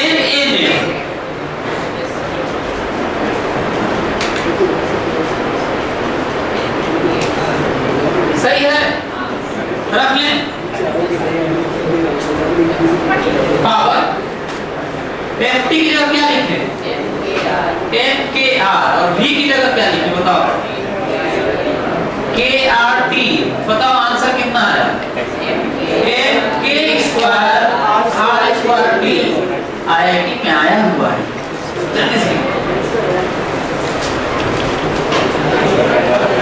अच्छा ये जो हम लोग देख रहे हैं इसमें केवल सॉल्यूशन नहीं, कुल चीज पढ़ो। फिजिक्स है, इतना भी आसान नहीं है कि बस उतार लो आ जाएगा।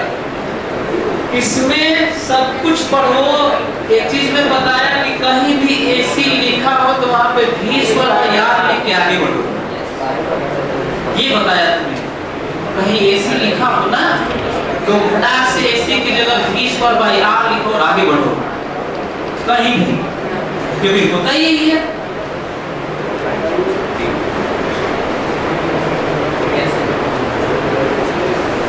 धीरे कुछ बैठ गए क्या यार?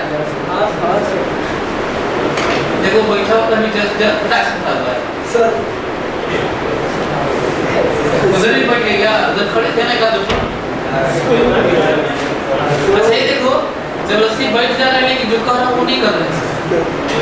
अगर कमेंट करो कम से कम। अच्छा इसे तब तक करता ना हो जब तक कि कमेंट में कितना ना पहुंच जाए 100-150 और 100 नहीं 150 नहीं हो तो आगे पहले चेक करा ये वाला आ गया आप लोगों को समझ में आया? बहुत कुछ पता चला। शॉर्टकट में समझ छोटा छोटा वाला पार्ट ध्यान से सुनना। बताओ काइनेटिक एनर्जी कितनी? 1/2 mv²। बोलो देखो मैं क्या कर रहा हूँ, ध्यान सुन तो। बताओ 1/2 mv² काइनेटिक एनर्जी। कोई दिक्कत आप लोगों को? तो v² हमारे पास है कि नहीं? तो लिखता हूँ what is value of v²? k² r² t² सही है। रेट ऑफ एनर्जी होता है। Rate of work done he rate of change in kinetic energy होता है, एक बॉडी पर, एक पार्टिकल पर।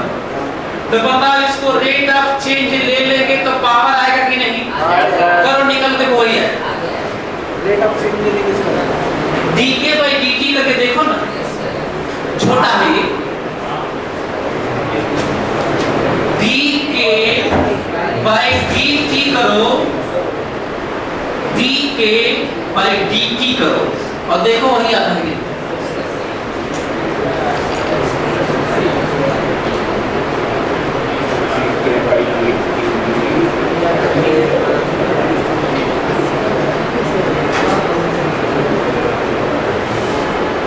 कुछ हो रहा है कि भैया?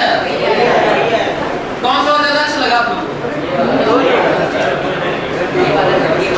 लेकिन एक चीज बता दूं, मान लो ठीक है तो कर लिए और आगे गया होगा, कई लोगों को यही वाला अच्छा लगा होगा। डिफरेंशिएट करने आता है ना आप लोगों को?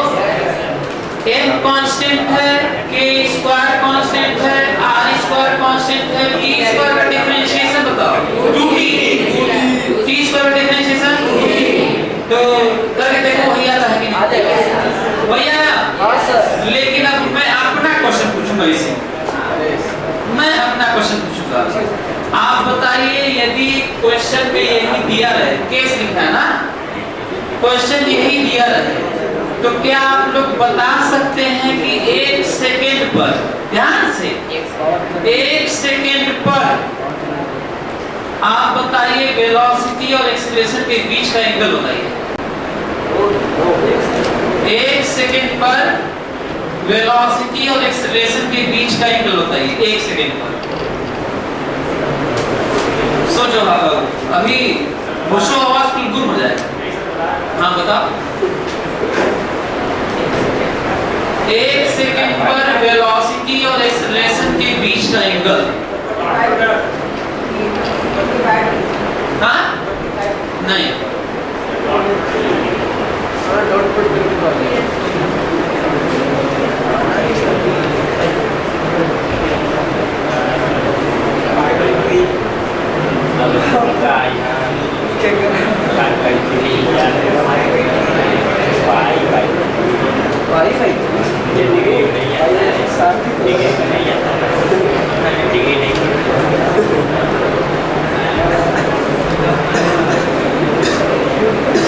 आया किसी से? जल्दी करो, 15 सेकेंड और सोच लो। नहीं आएगा नहीं, बस सोचो, बस ना कुछ इधर उधर, कुछ सोचो। ये जो सोचने वाला पार्ट ना वो तुमको गढ़ता है, वो तुम्हें बदलता है। बाकी नहीं।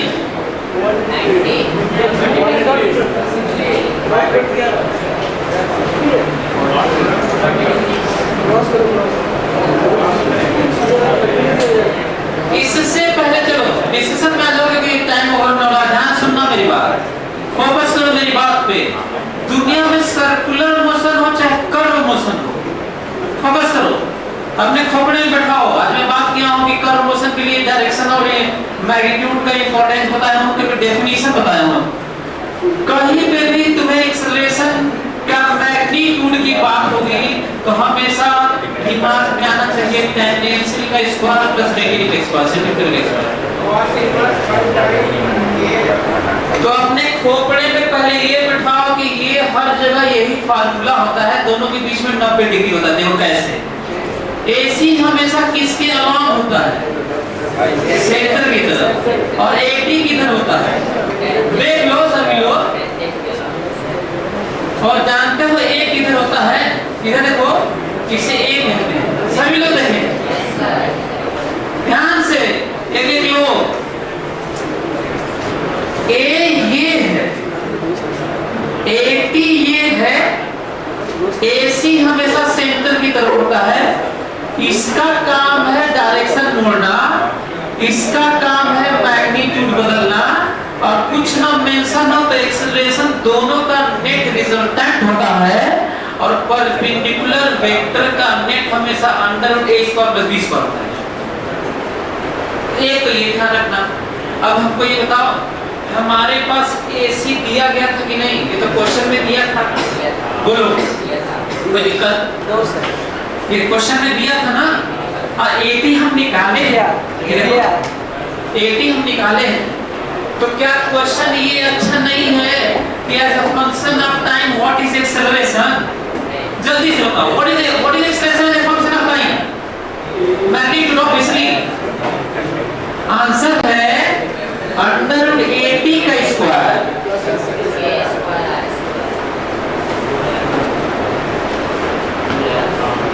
प्लस AC का स्क्वायर।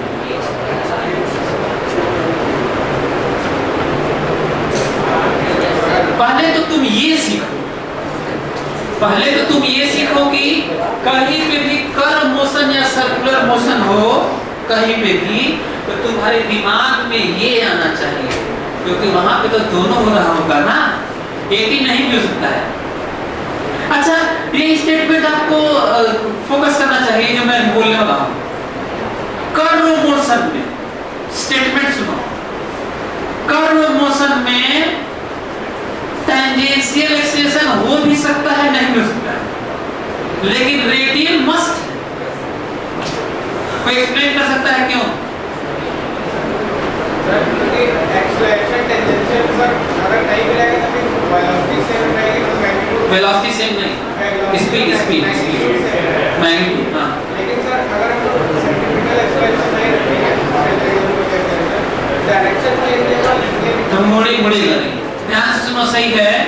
हाँ, कर्व मोशन सर्कुलर हो, पैराबोलिक हो, इलिप्टिकल हो, साइनसॉइडल हो, irrespective of nature of curve motion हो, कर्व मोशन, तो 80 टेंजेंशियल एक्सेलरेशन हो भी सकता है और नहीं भी हो सकता है।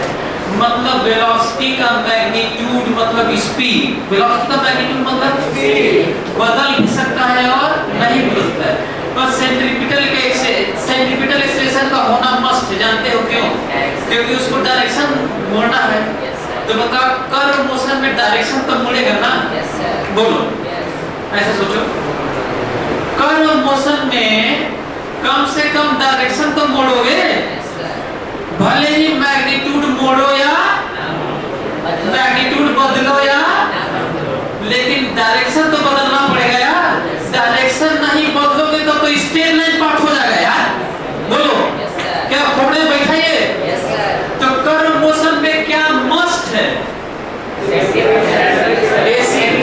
क्या मस्ट है? भले ही ये हो या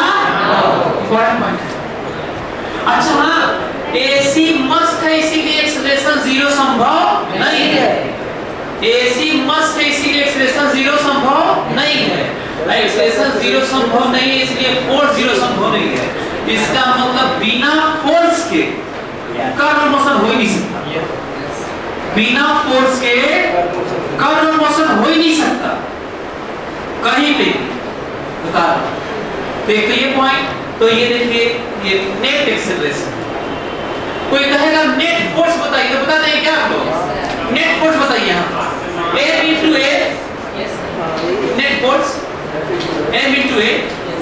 अच्छा, कोई कह रहा है 1 सेकंड पर नेट फोर्स बताइए, तो यहाँ पे 1 रख देना, यहाँ पे तो कांस्टेंट है, यहाँ पे 1 रख देना। बोलो, कोई दिक्कत? अच्छा, तो कुछ और बातें ध्यान से जरा इधर देखो, तो सभी लोग मेरी बात ध्यान से देखेंगे। बहुत ही ज्यादा कठिन पॉपुलर क्वेश्चन जो मैं पूछा हूँ, उसी क्वेश्चन में जो आईटी में आया हुआ, ये देखो, जिधर वेलोसिटी होता है ना, यदि उल्टा एक ही न हो, एक ही उधर ही हो, तो V और A के बीच में एंगल की बात करना। किसके बीच में? V और A के बीच में एंगल की बात करने का मतलब है AP और A के बीच में एंगल की बात करना।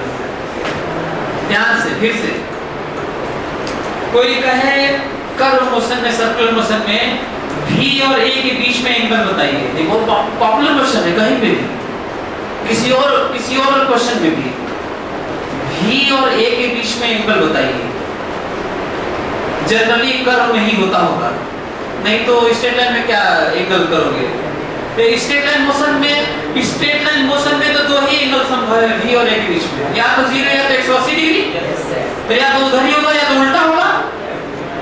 तो हाँ ध्यान से, v और a के बीच में एंगल का मतलब है AD और a के बीच में एंगल। और जरा देखिए फोटो में देखिए सभी लोग, this is AC, this is also AC, this is AC, this is also AC, this is AT, this is theta. What is tan theta? AC by AD.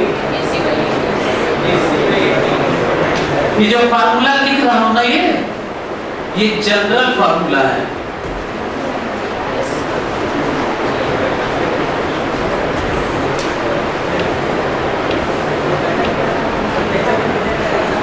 ये जो दिख रहा है ना, angle between V and A का एक general formula है AC by AD। किसमें? हाँ?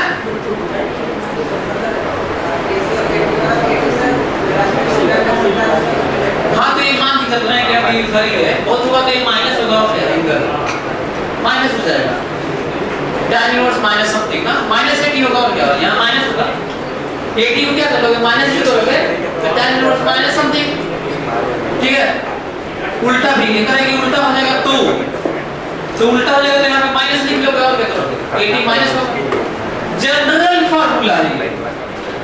और देखो क्या करना, फोटो बना लेना, भूल जाओगे तो AC AD नेट पैरेललोग्राम और V इधर ही और A वाला AC tan थीटा बराबर perpendicular by base, tan theta V और A V tan थीटा बराबर perpendicular by base. What is perpendicular? AC. What is base? AD. अब हमको ये बताओ, क्या ये दोनों तुम्हारे पास है कि नहीं? कहाँ है? AC तो खुद दिए थे, AC तो खुद दिए थे और AD हम निकाले हैं। आंसर आया कि नहीं? जल्दी बताओ कितना? AC की जगह लिखना होगा K स्क्वायर RT स्क्वायर और नीचे क्या लिखना होगा, KR लिखना होगा। जल्दी से बताओ एंगल कितना आया? हाँ? बताओ tan थीटा कितना आया? कितना? KB square. कितना इंटरेस्टिंग आया। और थीटा बराबर बताओ tan इनवर्स KT स्क्वायर। देख लो कितना बढ़िया मेरा रिजल्ट आ रहा है। ले लो डॉट प्रोडक्ट ले लो। हाँ आ जाता तो क्या होता, क्या होता, ठीक है आ जाता। डॉट के लिए क्या करना पड़ता है मालूम है, तुम्हें आईजे लिखना पड़ता है, ठीक है, एक्स वाई मानना पड़ता है, आईजे। अभी क्लास के बाद बता देना कि क्या कर रहे हो। हाँ देखो ध्यान से, इसलिए बोल रहा हूँ कि फोटो बनाओ ज्यादा आसान होगा। अब हमको बताओ एक सेकेंड पर जल्दी बताइए कितना एंगल V और A के बीच में? tan inverse K। कितना? आंसर है, कितना बढ़िया रिजल्ट आया। एक सेकेंड पर वेलोसिटी और एक्सेलरेशन के बीच का एंगल tan इनवर्स K है। बता दो। और यही नहीं, एक और क्वेश्चन पूछ लेता हूं, बताइए जल्दी से बताइए, T बराबर 1/√K टाइम पर कितना एंगल? सर वही तो टाइम पर एक्सेलरेशन बताइए। 45 डिग्री बोला है। क्या बोला है? ये करंट tan इनवर्स बोला। अच्छा ये अच्छा क्वेश्चन था कि नहीं? कितना टाइम पर बताना है? 1/√K टाइम पर। अब अच्छा कई लोग इस क्वेश्चन को क्यों नहीं करेंगे, इसको देख के करें अरे बाप रे बाप, ये कैसे पता है इतने टाइम पर। अच्छा भी जब निकाला तो बढ़िया, तो आप लोगों को ये समझ में आया? अच्छा उल्टा करते हैं, मैं यदि कहूं कि एक्सेलरेशन रेडियस से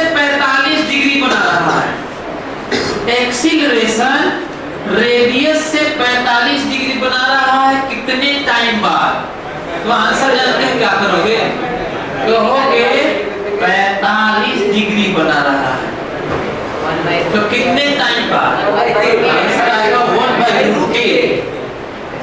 कितना? 1/√a। समझ में आ रहा तुम लोगों को? Yes, sir. तो ये है